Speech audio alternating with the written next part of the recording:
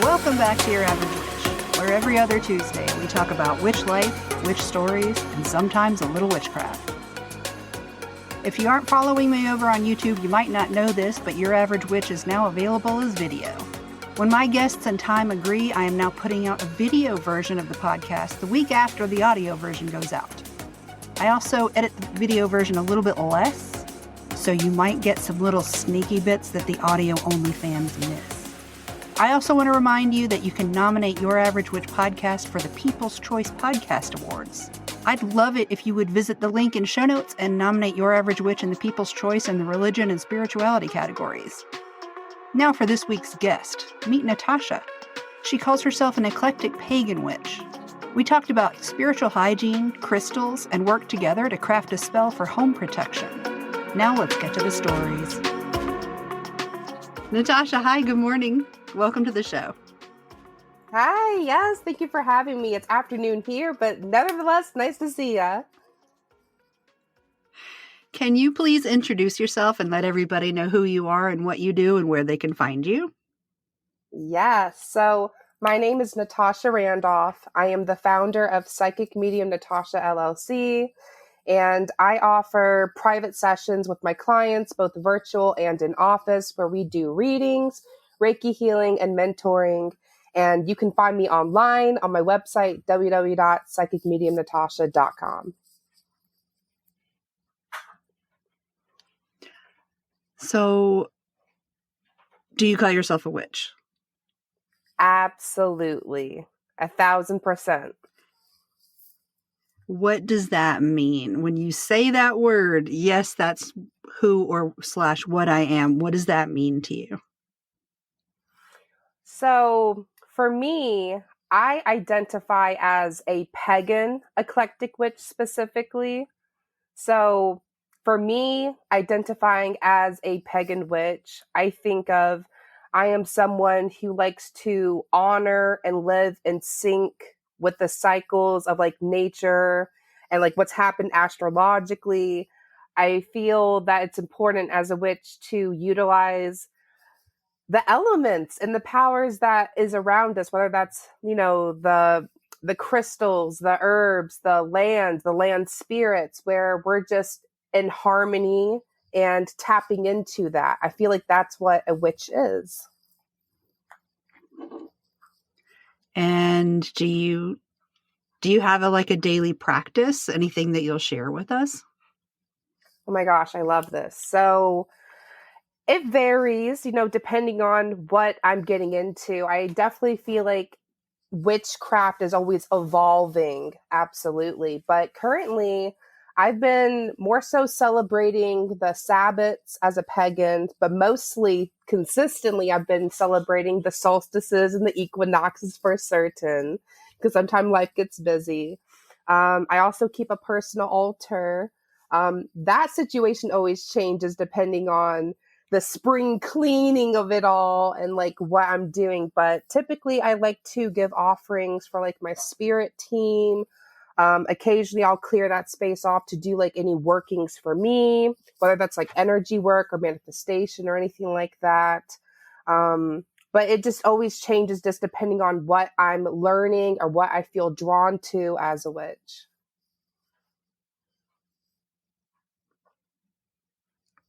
Can you tell us what your altar is like?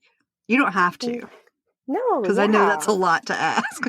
Yeah, like it changes because at one point I had like an actual like corner like dedicated for this, and then at one point I had like a travel altar, and then right now it's currently like I have like a little shelf space, not like a bookshelf where it's like hardback, but it's like an open shelf, and the different levels, the top level is like my working area. The level below that is sort of like where I keep like my quick little tools and stuff that I may need to grab. And then underneath that is like supplies or like inventory. So the top part is usually like I'll have like something to represent each of the elements: earth, air, fire, water. And then I also like to keep like a little clear quartz sphere up there, and my selenite like giant aphmate. It's almost like a sword, honestly.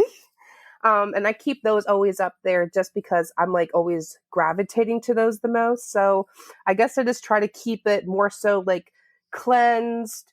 And if I need to renew any offerings, then I'll do that. But for the most part, I just try to make sure it's like a clear space. So if I feel a download or a need to do something, either for me or my spirit team, or just to put like an intention out there, I have that space to be able to do so.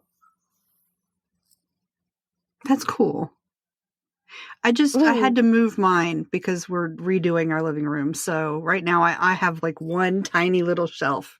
So I'm interested in hearing what other people are doing with theirs. I like that 3-tiered working tools and storage though.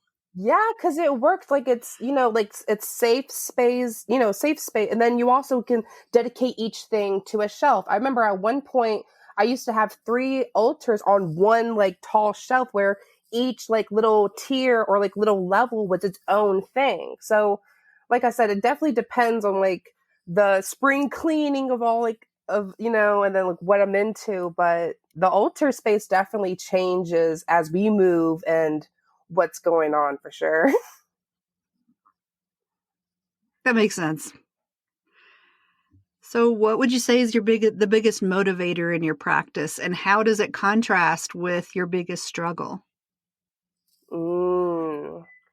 I think my biggest motivator into my witchcraft practice is finding something that feels like I'm remembering something or excites me. Because I feel like it's like those little nudges where your soul's calling you home. And I love finding those moments, whether it's like a new tool that's not really new, but new to you, and all these little things. And I would say a little obstacle when it comes to the witchcraft is kind of the social stuff about it. Like, it's not even about meeting peers that are interested. It's more so about the ones that are spiritually curious and they're like deep into their spiritual egos and they're like so sure and so certain, you know what I mean? So sometimes it can feel a little like, oh God, there's the baby witches. They're over here trying to represent, and they're like so confident, like just spilling random information where they're not even sure that's even a closed practice or whatever. And I'm like, yeah. And I'm like, oh God, okay, you're one of those. All right. Yeah. So spiritual bypassing and, all of that. So that could be a challenge within the craft itself, is like when you try to put yourself out there or have like certain communal events and things. But the actual practice itself, I think, is a very personal, exciting journey. That's cool.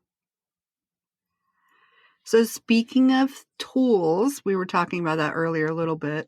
What is your favorite tool? And it doesn't actually have to be a physical thing. Like, my favorite tool is my entire jewelry studio because I do a lot of magic in there. Oh, What's okay. yours? So I've actually been recently getting into this because lately I've been trying to go deeper into the things that feel more soul essence, of like me and what I like. So lately I've realized that like the tools that, if I lost everything else, I'm like, okay, I really would use these for life and pass them down as heirlooms. It would probably be my copper pyramid. I have a small one that goes on my head and I have a big one I can sit in. Those, oh my God, they changed my life. I cannot stop talking about copper pyramids. So copper pyramids. And then I have a selenite, a giant selenite, like almost like sword. I use that for cleansing my own aura and then my space. And then sometimes when I'm doing like a client house blessings and cleansings and things like that. So those are like my favorite tools. I would say is the copper pyramid and like, I guess my crystals, because I use those like so often or regularly. Yeah. I want to veer away from the usual questions I ask for a minute. Okay. What kind of things do you do for your clients? Yeah. So my role is a professional psychic medium. I'm a certified and trained Usui Reiki master, and I also like to teaching. So I offer different types of readings, Reiki healing sessions, and then I like to do private mentoring with my clients so that we can get basically just dive deep into, okay, what makes sense for you based on like where you're at, your unique needs, your blockages, and we can just make it make sense for like what works best for you. No fluff, no gatekeeping, and let's just help you get from point A to point B. Because I collaborate with other people's spirit teams to basically help them gain that clarity, that guidance, that healing that will help them like best empower themselves and, evolve in their spiritual practice and dive deep into their healing. So that's like the type of work I mostly work into with my clients, whether it's like local or international, because I have those too. That's super different from my own practice. So I like hearing about how it works for other people. What's something you wish was discussed more in the magical community? I will talk about this until I'm blue in the face. Spiritual hygiene is so overlooked, kept, and overrated, where it's just not as common knowledge and mainstream as it should be. I feel like that should be a foundation of, regardless of whatever religious, spiritual practice or background you are into. I feel like it's not common knowledge for people how to tend to their own energy, how to keep that clear, grounded, protected, where they're feeling their absolute best. I feel like people don't know what that means or how to go about it. And then they're sold on all these like different tools and stuff instead of just the practice or intention itself. That's something I wish was more out there. It's definitely spiritual hygiene. Absolutely.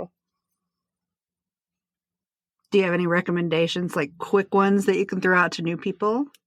Absolutely. Just, I would say in this exact order: ground, cleanse, shield, and raise your vibration. When you are doing these things as a daily practice, we are basically making the intention of, I'm open to this and not that. Because when you are not being intentional with your energy, you're basically so open and on autopilot. You're basically like, yeah, sure, whatever. I'm open for anything. And that will leave you open to people influencing you, attaching to you, and draining you. So I feel like when we are making that active, intentional choice to be present and intentional with ourselves and who has access to us, then we can say yes, no, maybe some of that. And that's how I feel like it should be.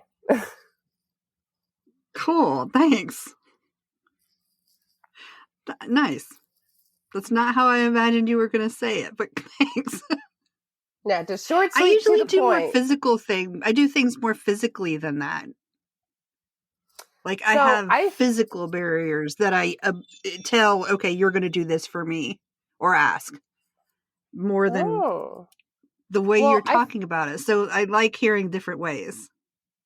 Yeah, I know what you mean. Like, that's what I'm saying. Like, people, they may, like, when they hear it, they're like, oh, yeah, that makes sense. But, like, people's idea about it, it's like they think it must be complicated, or they have no idea, or they're just not doing it at all. It's just, it's crazy and sad in a way, I think.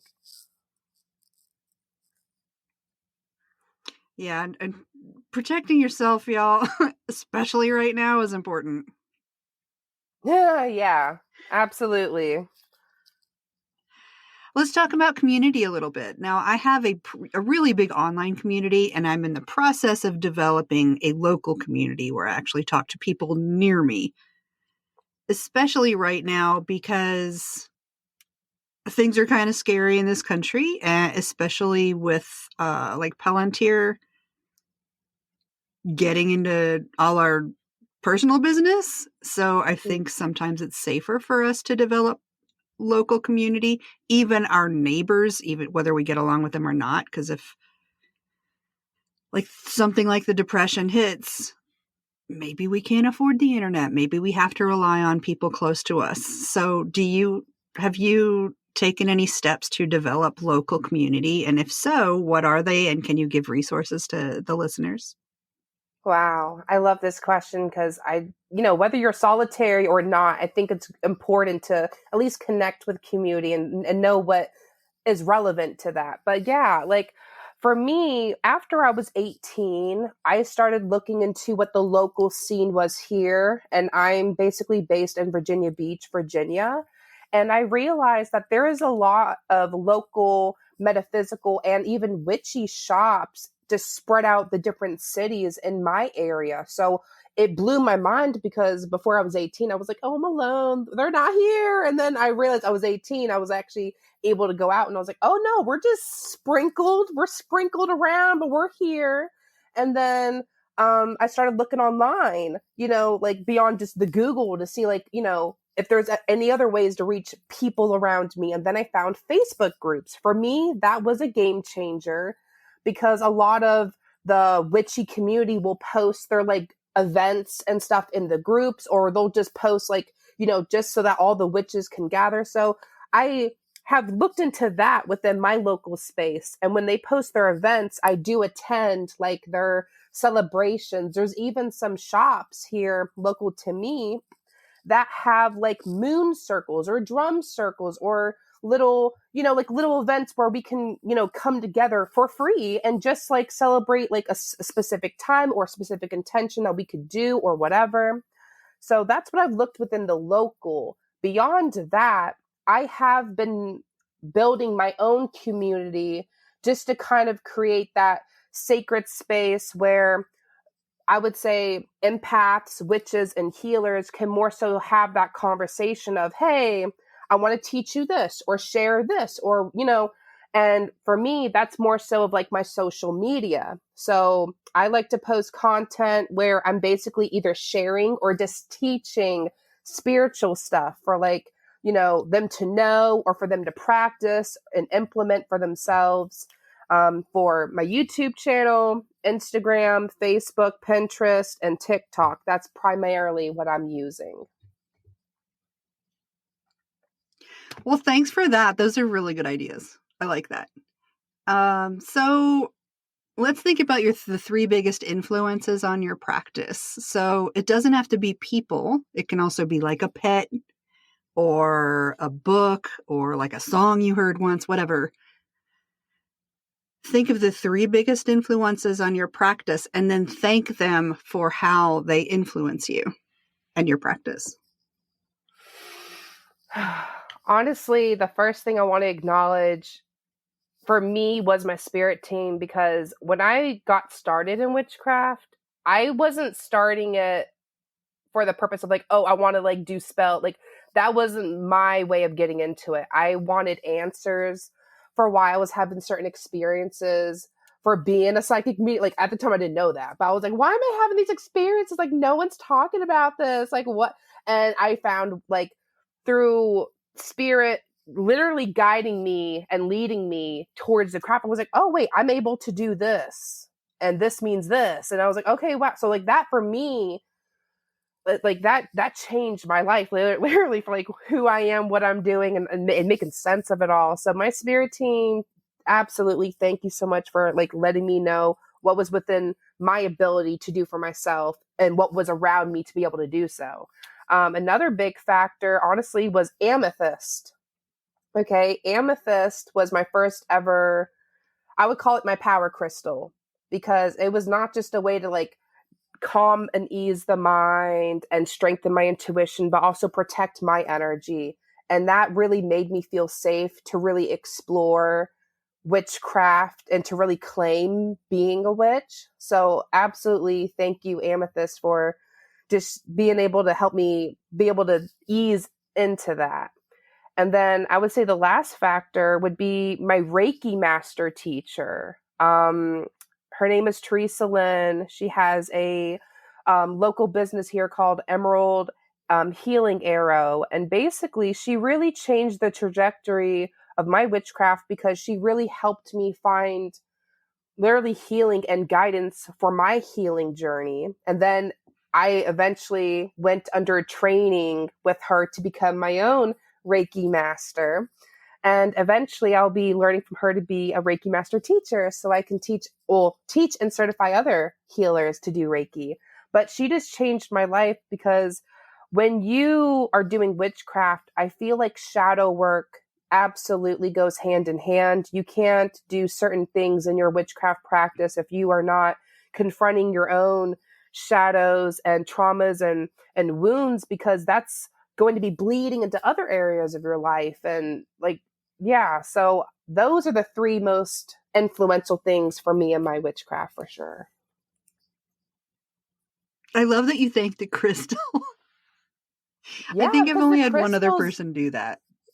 because I see crystals and plants as spirits. Like I really do. I hear their consciousness. I can feel what is like what they're absorbing. I can feel that. And I think it blew my mind when I first did, because at first I was like, oh yeah, like, a tree is alive. But then when you actually start hearing back, you're like, oh, you're like really alive. And it like kind of scares you at first. But yeah, Amethyst, I felt like was like leading me home. I felt like led me feel safe. Because at first, when I was first getting into the craft, the spirits were loud.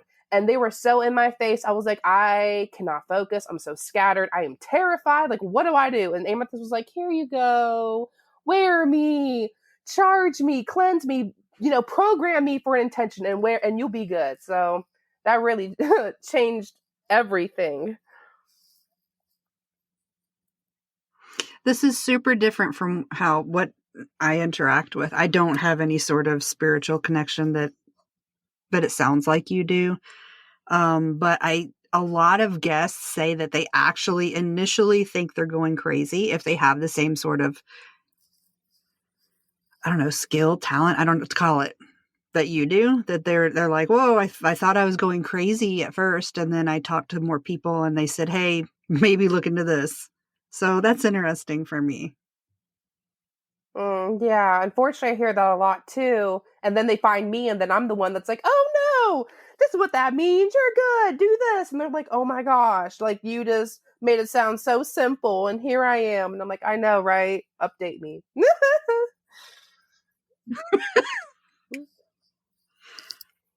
So now that you've seen what it's like to talk to me and who I am as a person and what the questions are like, who do you think would be interesting for me to have on the show? Honestly, all I keep thinking in the top of my mind is a personal witch I know, because there's like a witch colleague, I would call them. I'm going to call them my witch colleague that I know of, where I feel like they're still in their bubble. And I feel like you're the person where you have this warmth. You can kind of thaw that outer shell from people, that I feel like that could really be refreshing for this individual. Um, yeah, the one in my mind is called Fire Lotus Witch. Occasionally, I will refer clients that are looking to spell work, because I do not offer that as a witch. Like my witchcraft is mine. But sometimes some clients are like, okay, do you have a trusted practitioner? And I'm like, okay, yeah, I have a few. So that's what comes to my mind, is like that specific individual, because I feel like they're so closed off in that shell that they're kind of keeping themselves limited and small in that way. So that's where my mind goes. Put us in touch. Okay, Everybody, yeah. I have, Yeah. if people identify as a witch, I'm super interested in having them on a show. Okay, yeah. I will definitely reach out, because I feel like this might be a good opportunity to get them out their shell and maybe just connect with other witches, because they're heavy into like that spell work and like that stuff for like community and stuff. But for me, I like to keep that personal. Yeah, I don't really do work for other people. I Unless tried, it's and I'm going to group let you work, know. but then I'm working with other people. Well, for me, I realized at the beginning of me coming out here being professional, like, okay, this is who I am, this is what I'm doing. At first, I actually did offer spell work. And then you know what I realized? I realized I was attaching my name and energy for people that basically wanted like these little quick, like, manifest a lover, Love or help me spells. sell, or money, or like this business, you know what I mean? And I'm like, you know what? I want y'all to do I was like, I'm not wanting to do this. This doesn't feel good to me. I feel like, and then they'll be mad because spirit's literally like, oh hell no, you're not about to bless them and they're this is They got to needed do the for work them. themselves. That's what I'm saying. Like spirits basically started coming to me being like, they actually need this, and you're taking this away from them. And I'm like, oh damn. So then I was like, okay, you know what? Witchcraft's going to be for me. I don't mind sharing information. Like, okay, you want to try this? Here's what I know. Here's a list. Do what works or feels best to you. But I will not go out my way to do that unless I feel called, you know what I mean? Where I'm like, okay, I just feel like I want to do this for you, or I feel like spirit's leading me to do this. That's something else. But for me, just be like, okay, here's X amount of dollars to do this. No more. They wanted money 100%. and they wanted money 100%. And fuck shit. And I'm just like, no, I'm not doing that. Did you say fuck shit? Yes, that's what they wanted. They were asking for trifling stuff, and I'm like, okay, I'm not here. That's to my judge, favorite way to term it. That's what I call it. I'm like, okay, I have not heard a term use that. I haven't heard that term used that way before. Okay, I like that quite a bit. Yeah, I'll say like, this is how I do it. This is what I do. Find your own way. Here's an example. Mm-hmm. Well, is there anything else that you wanted to talk about that I didn't ask? Or is there anything cool happening with you that you want people to come visit? Or did you have any questions for me? Absolutely. So what I want to share is what's going on. So for all people that are listening to this, interested, that want to work with me, right now I have a promo going on where all first-time clients, they get 25% off of all my services.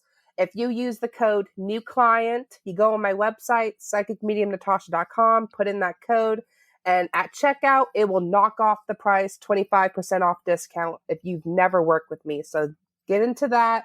And then another thing that's happening is I recommend going on my website and signing up for my email list, because this summer I am starting to offer classes. I'm going to call them master classes because I want it to be boom, packed, bam, value in your face, where it's like, okay, you learn how to do this and then you're able to apply it and use it forever. So that's what we're getting into. Like I said, psychicmediumnatasha.com, and you won't miss it. There will be a link, so make sure you check show notes. So the last two things that I ask, thing number one, please recommend something. It doesn't have to be witch related at all. Just whatever cool thing you found this week that you're into, that you'd be like, call your best friend and say, hey, I forget people do it like this now. Hey, try this cool thing. What is it? Okay, yeah. So this is something I actually realized recently within me doing my own channeling work, working with spirit. So I realized a lot of time, spirit, when you're trying to connect with the spirit, it's not really about like the tools and stuff, but sometimes like when you do it consistently or like back to back days, you can absolutely feel drained. Like when you're trying to connect with spirit or channeling, it's just very draining. Even if you're not like on my level, like even just doing cards or any type of divination, connecting with spirit back to back, it's almost like building a tolerance. It can become very tiring. So I realized that if you wear certain metals, like when you wear gold and copper jewelry, especially, it like allows you, like it helps with channeling, I've noticed, but also beyond just wearing copper or gold jewelry, you can also use water. Water is a conduit. Water is also like a portal. It can amplify and be a bridge. So I like to use water basically as like that bridge where it's like, okay, spirit, you can take energy from this. Try your best not to siphon and drain the crap out of me. Like this will be easier for both of us. You can have this, So I find that if you keep a bowl or cup or cauldron and of water and speak your intention of, okay, this is dedicated to my spirit team. This is going to amplify my connection with my spirit team. Thank you. And then you keep it there, or maybe put your feet in a bucket of water as you're channeling. You'll be surprised how ease it feels when those downloads come, because it doesn't feel like you're trying so hard. It feels very much like, okay, let me have a clear intention, let me focus on my target, and then open my mind, and then these start pouring in. So I find that copper jewelry, gold jewelry, and using water is great for spirit work. Absolutely. That's cool. I'm going to self-promote a little bit. I got copper jewelry on my website. Yeah, there you go. Just go check that out. Yeah, I don't usually get a chance to do that. So the last thing that I ask is, please tell me a story. It can be a story that you really love from childhood, or what I really love is when it's a story from your life where something ridiculous happens, and when you go to hang out with people that you've known for a long time, you're like, remember that time when something happened? Those stories Oh my I love. gosh. But if it's just a story you love from childhood, that's okay too. Okay, so this is both. This is a ridiculous story from childhood that is witch related. Okay, so when I started my witchcraft practice, I was 8. Okay, I was 7 years old when I discovered my gifts, but then I got actually into like the learning and practicing of witchcraft at 8. So that was like the early, like the start.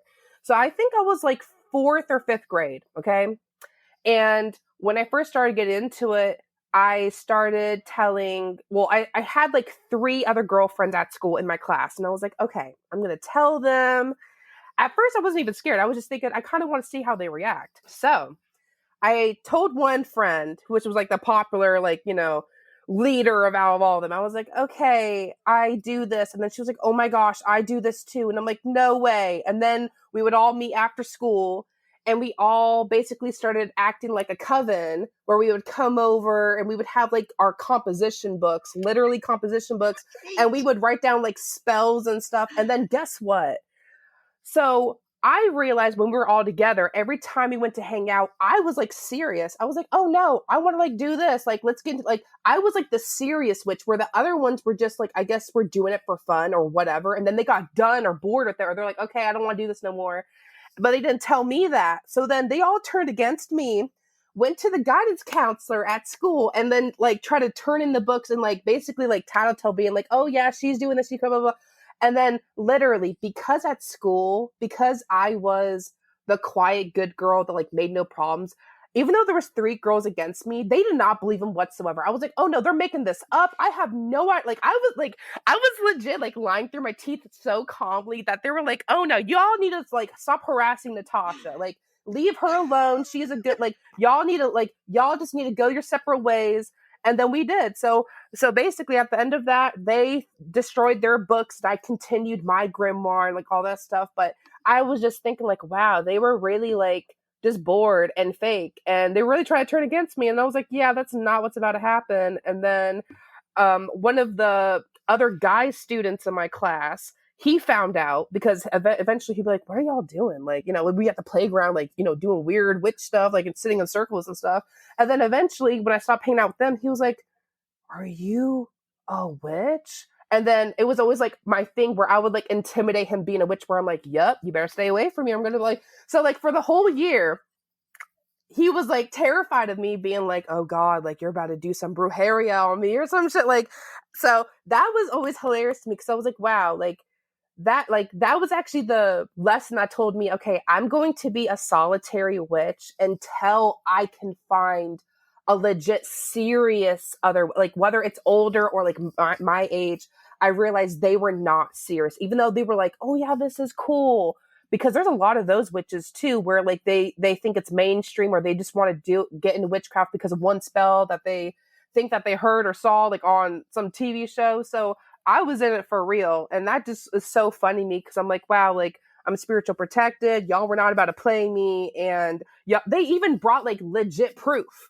Like legit proof, like, and it did not matter. They were like, no, that's like, I just think that's hilarious. So that reminds me of my favorite quote, the way you handled it and what the way the teachers reacted. I always portray myself as the soul of innocence, Oh, shit. I can't believe I can't brew it. I've forgotten it. That's the worst. It's gone.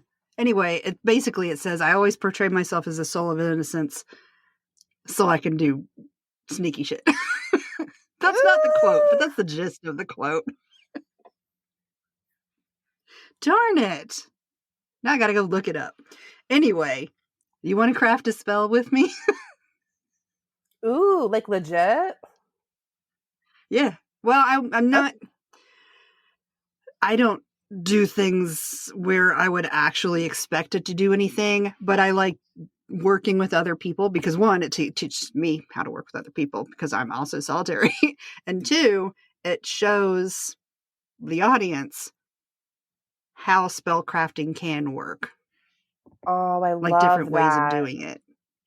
Yes. Okay. So what's the intention then? Yay. I don't know. What do you want to do? We can do like home protection or personal protection or hygiene. Let's think of home protection because that's something I think everyone can benefit from. Yeah. Yeah. I think that's everybody's, unless they're doing a love spell, it's everybody's first spell. Yeah. Some type of protection for sure, I feel like. Yeah. Okay. So I'm like a dirt witch and I just wander around my yard or my studio and I think, okay, I need to do blah, blah, blah. I want to have something that will like be protective and push people away. And I want something that is like strong. So I would walk around and look for things that do that, in my opinion. Like, I live in Arizona, so there are cactuses everywhere. And I would use cactus vines. I love that. That's one thing I would do. How do you do yours? So when I think about crafting a spell, my first thing is what's the intention? And then what are the elements that line up with that intention? So that could be timing. That could be, like what are physical properties of things that would work well? Colors, So when I think of like protection, I think of, like maybe the moon is getting bigger, like fruition, like strong peak energy. Or maybe I think of like banishing negative influences. I think of like, the moon getting smaller. You know what I mean? Because I know new moons are good for banishing work as well. And then I also think about, okay, well, what lines up with like protecting the home?